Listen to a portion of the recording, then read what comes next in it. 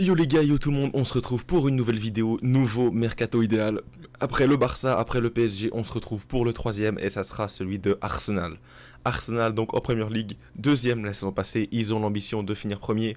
On va faire le mercato en sachant cela, en étant ambitieux sur le mercato, en étant agressif, en ayant recruté des joueurs de qualité qui peuvent rentrer dans le 11, en également essayant d'épurer l'effectif. On a beaucoup de joueurs voilà, qui sont secondaires, on va essayer d'épurer ça, d'affiner l'effectif, d'avoir vraiment un 11 compétitif, des joueurs sur le banc qui sont compétitifs, qui peuvent rentrer et changer véritablement les choses pendant les matchs. En tout cas, on va essayer de faire ça. On se retrouve tout de suite pour le 11, pour mes changements. Juste ici en dessous, on va avoir mes arrivées, mes départs, le nombre d'argent tout simplement que ces derniers coûtent. On va voir ça. On va être sur une balance plutôt équilibrée, même si on va plus dépenser que recruter. Évidemment, on est en première ligue, on peut se le permettre, même si on va pas abuser. On se retrouve les gars tout de suite avec l'asset. Ok les gars, donc on se retrouve tout de suite ici sur ce 11 avec évidemment au goal. Évidemment, il a été confirmé, il a été payé, ça sera évidemment Raya, accompagné de, je le garde, évidemment je le garde en second couteau, Ramsdale au cas où on a une blessure ou voilà quelque chose qui se passe mal avec Raya. On sait que Raya est capable de quelques boulettes, Ramsdale aussi. En tout cas, avec les deux, je pense qu'on est plutôt solide. Raya, c'est également un gardien qu'on peut développer avec les pieds, avec son jeu au pied, donc on va le garder. À gauche, sur ce poste de numéro gauche ici, on va avoir beaucoup de changements les gars. Beaucoup de changements parce qu'actuellement au club, nous avons Zinchenko, nous avons Kivior, nous avons Keran Tierney qui revient de son prêt de l'Athletic de la Real Sociedad et potentiellement une recrue. Donc ce que je vais faire tout de suite, c'est que dans les départs, je vais faire partir Alexander Zinchenko que je vais faire partir pour une trentaine de millions d'euros. Je pense que c'est le bon moment pour le faire partir. Voilà, c'est pas un joueur complètement phénoménal. Je pense pas que c'est un joueur permettant voilà, de vraiment se surpasser sur son côté. Est-ce qu'il y a réellement une plus-value à l'avoir? En tout cas, moi, je le vends. Je vends également Tierney qui a fait plutôt une bonne saison, enfin pas non plus dingue du côté de la Real Sociedad. En tout cas, je le vends à son prix Transfermarkt qui est environ de 12 millions d'euros. Je vends les deux, ce qui va me permettre d'acheter mon latéral gauche titulaire qui sera à la grande surprise et à mon avis c'est un joueur qui est plutôt en fait il a été extrêmement hypé durant l'année précédente. Aujourd'hui on en entend un peu moins parler. C'est évidemment le équatorien Estupiñán. Estupiñán donc en situation, voilà, on sait que Brighton essaye de vendre ses joueurs, hein, c'est un club qui doit vendre. Je vais acheter Estupiñán à son prix, donc également évalué à 30 millions d'euros. Je vais essayer de le récupérer pour ce prix-là. Et en doublure, je garde le bon vieux Kivior que je garde en doublure. Donc Estupiñán, on sait que c'est un joueur extrêmement offensif, donc qui va pouvoir aller dédoubler ici l'ailier gauche. C'est un joueur également qui peut jouer dans un dispositif à 4. C'est un joueur qui est extrêmement modelable, donc pour Arteta c'est parfait. Et on peut avoir un Kivior également qui est également très très bon en cette saison, qui a bien dépanné. Donc pour moi c'est parfait. On a également aussi une recrue à gauche qui peut aller jouer sur ce côté gauche. Pour moi Estupiñán en vendant Tierney, en vendant Zinchenko, on gagne de l'argent sur ce move. Pour moi c'est parfait. À gauche, évidemment, on ne va pas toucher la défense qui a été complètement phénoménale la saison passée avec Gabriel et à droite Saliba, bien évidemment. Cette défense qui a vraiment été sensationnelle, évidemment qu'on ne la touche pas, mais on va la renforcer avec Calafiori. Calafiori qui a été recruté, c'est voilà, le défenseur qui peut jouer également du côté gauche. Pourquoi pas avoir un Calafiori à gauche, un Estupiñán en backup. En tout cas, Calafiori, voilà, très bel euro, on en a parlé récemment sur la chaîne ou sur la chaîne de Sim, je te fais un petit clin d'œil.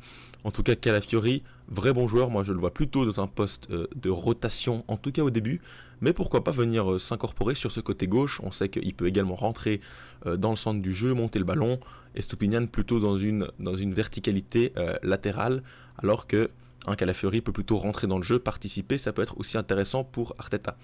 Et derrière Saliba, on a Timber qui revient des croisés. Donc voilà, il va revenir, il est actuellement disponible.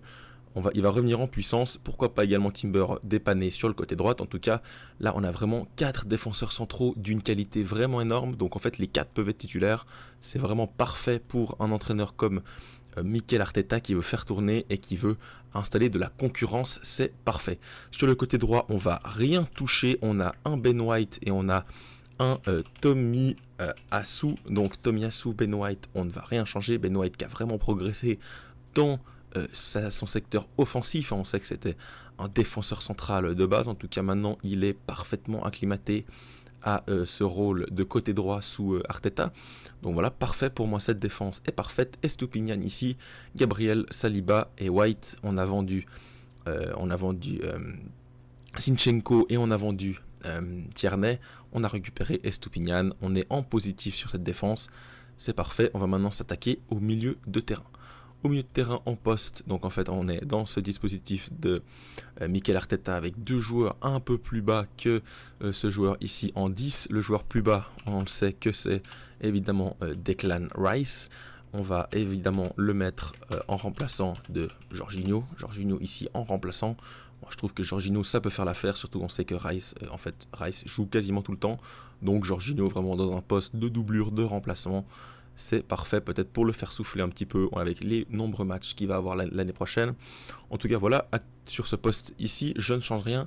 C'est sur ce poste-là que je vais recruter, car je vais recruter Mikel Merino. Mikel Merino, on entend des rumeurs, et moi je suis absolument pour qu'il aille du côté d'Arsenal. Mikel Merino, également derrière, on peut garder un Thomas Partey.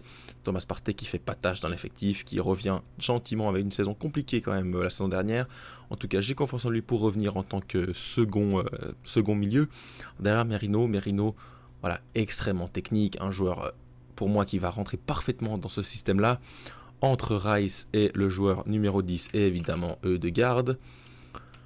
Donc vraiment aucun souci à me faire pour Merino dans son intégration. Je pense que c'est vraiment un joueur technique qui manque, un joueur qui peut lancer les attaquants, un joueur qui peut se projeter également très technique, très physique, capable de gagner de nombreux duels aériens.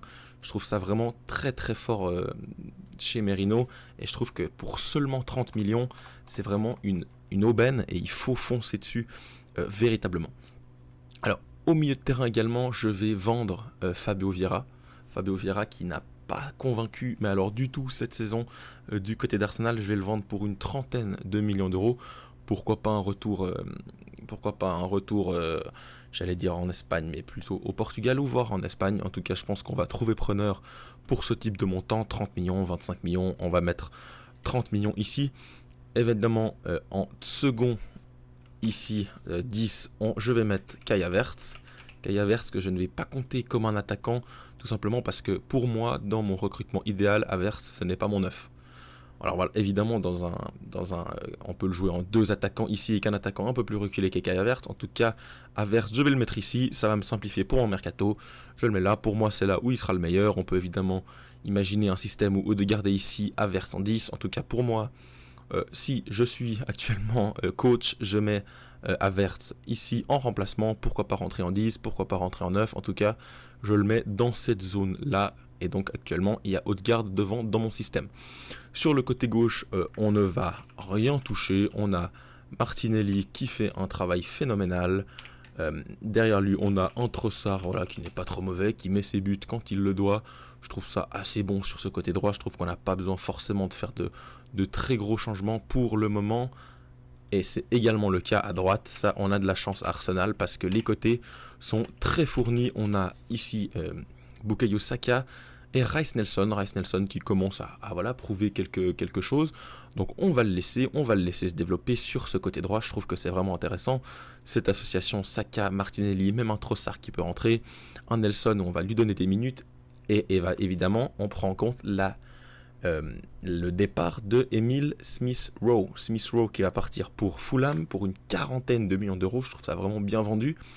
Je trouve qu'à cette offre-là, on peut difficilement refuser pour Arsenal. C'est quelqu'un qui a eu très peu de minutes ces dernières années, beaucoup blessé, beaucoup sur le banc. Donc voilà, en tirer 40 millions d'euros, je trouve que c'est vraiment sympa.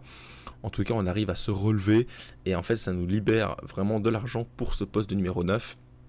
Ce qui va nous libérer de l'argent, c'est évidemment Smith-Rowe, mais c'est également Nketiah. Nketiah qui est évidemment en partance pour Marseille, les gars, vous l'avez vu. En tout cas, moi, je le vends. Si je suis Arsenal, je le vends pour 40 millions d'euros. Hein, c'est quand même bien vendu pour un joueur qui a joué quelques mois pendant l'absence de Gabriel Jesus. Donc moi, je le vends. 40 millions, c'est pas non plus un joueur que j'ai vu complètement incroyable. Je pense pas qu'il peut s'imposer en tant que titulaire à Arsenal. C'est pour ça que je le vends sans trop de regrets. Nketiah, je le vends et ça va me permettre d'aller recruter peut-être le joueur de ce mercato idéal. C'est bien évidemment Oli Watkins que je vais prendre ici en poste de numéro 9. On va également garder le bon Gabriel Jesus en second attaquant. On sait qu'il est vraiment blessé souvent, donc on va le laisser en tant que remplaçant. Watkins en 9, Watkins, est-ce qu'on a vraiment besoin de parler de Watkins, les gars? Il sort d'une saison complètement phénoménale à Aston Villa, c'est pour ça qu'il va falloir aller déposer un énorme chèque. J'ai mis 80 millions d'euros, ça peut être plus, ça peut aller jusqu'au 100. À mon avis, que ce soit 80, que ce soit 100, il faut y aller, il faut ce numéro 9 à Arsenal. Je pense pas que ça sera Gabriel Jesus, je pense pas que ça sera Kai Havertz. Il faut aller chercher un 9 d'une qualité supérieure, un 9 avec vraiment un profil de finisseur qui peut se faire aider par un Saka ou un Martinelli. On l'a vu durant la Coupe du Monde qui peut également prendre la profondeur de très très belle manière. Il a mis quelques buts vraiment clutch dans les prolongations, dans les moments importants, face aux Pays-Bas en demi-finale. Voilà, c'est vraiment un joueur qui s'est révélé cette saison. Il va être difficile à déloger du côté d'Aston Villa, mais pour moi, il faut aller mettre le prix, parce que c'est ici qu'il va falloir aller recruter si on veut être ambitieux, si on veut jouer la première place du côté de la Première Ligue pour Arsenal. Il faut y aller si on veut faire un dernier carré de Ligue des Champions. On ne peut pas le faire avec un Gabriel Jesus qui est défaillant. Il faut mettre de l'argent, c'est comme ça que ça se passe, tous les clubs sont passés par là, et donc je vais sur Watkins. Watkins, 80 millions d'euros, comme je vous l'ai dit. Pour résumer donc ce mercato, les moves que je fais, c'est évidemment Estupiñán sur ce côté gauche, Mikel Merino ici au poste de milieu de terrain, et Oli Watkins en 9. Voilà les moves que je fais au niveau des départs. Je vends Smith Rowe parce que c'est la tendance. Je vends également Nketiah parce que pour moi, c'est pas un joueur qui peut s'imposer, même en tant que doublure. Je pense que c'est un peu limité quand même si on veut jouer le très très haut de tableau, la Ligue des Champions, la Première Ligue, etc. etc. Et je vends également à gauche Tierney qui revient de son prêt à la Real Sociedad, donc je le renvoie n'importe où franchement. Et je vends le bon vieux ami ukrainien Zinchenko, je le vends également. En tout cas les gars, voilà pour ce mercato idéal. Je pense qu'on est vraiment sur une bonne équipe. Et les gars, moi je trouve que cette équipe, franchement, elle a une gueule de champion. Elle a une gueule de champion. Un Mikel Merino pour moi qui va apporter énormément de bien. Avec Arteta, milieu de terrain lui-même, qui va pouvoir l'aider dans son incorporation, dans son rôle. Watkins, un vrai finisseur enfin les gars. Vous imaginez un Watkins avec un Odegaard qui va le servir. Waouh, franchement les gars, ça fait rêver, franchement c'est magnifique, avec même un Estupiñán qui va pouvoir prendre cette largeur là, vraiment magnifique. Moi je suis vraiment emballé par ce projet, et en tout cas c'est quelque chose que je souhaite voir, et puis que j'espère qu'il va se passer. En tout cas les gars, j'espère que cette vidéo vous aura plu, évidemment. Si vous n'êtes pas d'accord avec mes choix, ou si vous en avez d'autres à proposer, allez-y en commentaire les gars, c'est fait pour ça. En tout cas j'espère que cette vidéo vous aura plu. Dites-moi également quelle équipe vous voudriez qu'on fasse pour ce dernier mois de mercato. Donc là c'est vraiment les dernières prises, les dernières on va peaufiner en fait les effectifs, les affiner. Donc j'espère que cette vidéo vous a plu les gars, c'était Dorian.